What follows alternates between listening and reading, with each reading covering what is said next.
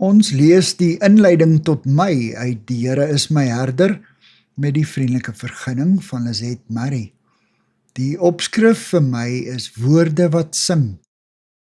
Sekere Bybelgedeeltes, veral Dawid se psalms, bly geliefde gunstelinge.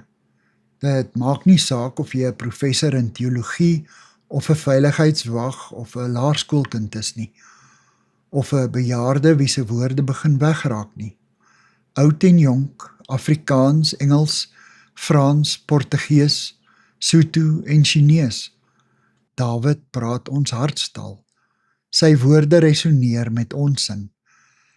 Wanneer sy gemoed oorloop en dit hom aan woorde ontbreek om God se majesteit te besing, kyk hy rondom hom en sien God in die skepping, in die see en die berge, die bome, die veld en die diere, groot en klein.